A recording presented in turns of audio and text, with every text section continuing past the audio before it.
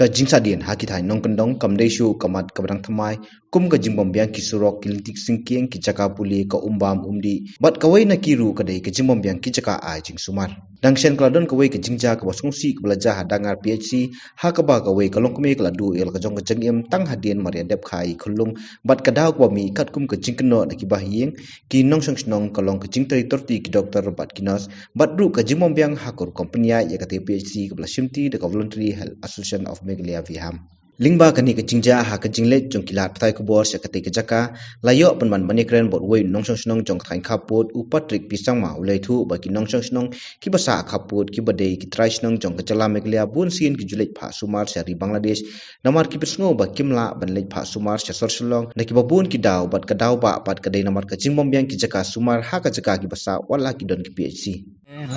Here we didn't get a proper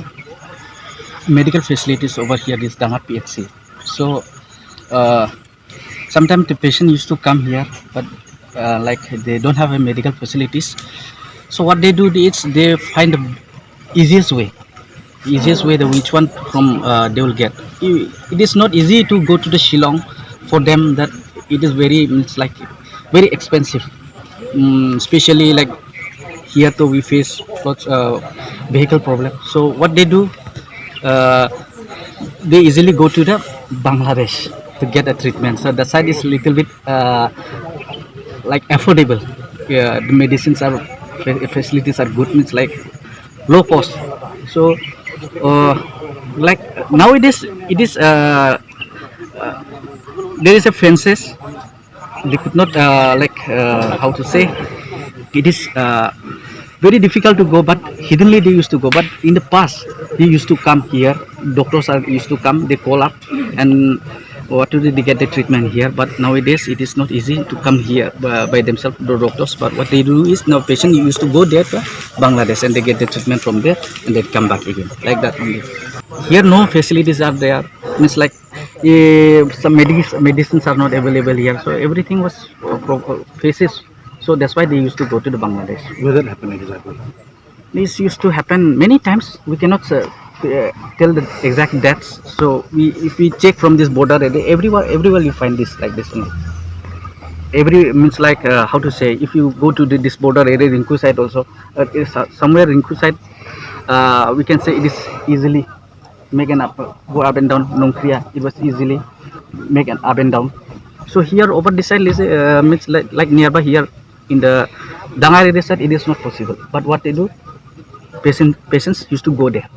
U assistant general secretary jongkas nong dangar uba Armstrong thongni pat ulapen sngo ba yamanta ki kwa bak sarkar kadai ban khmi bnya no ba ki nong pnya ya ki nu ki chaka sumar ki dei ban la ban ai ga jinsakri ga bapura khnang ban lait mi ki jingja ki basungsi bat ru ki pai ba ha ba kilik pha sumar kinum dan ka jingsung si irman sim Ajing sa nakrang jing ngim sum la bu panu kuno ka jing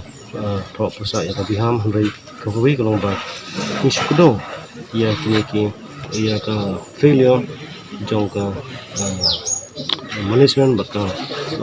administration ba kumpang lagi haki press media ki la jinga nimla ban buri isu ba nimla ban yada ya kata handai ka bang stress ta menta kalong ba de ban rira ba de ban thama ya kom thakam nang ba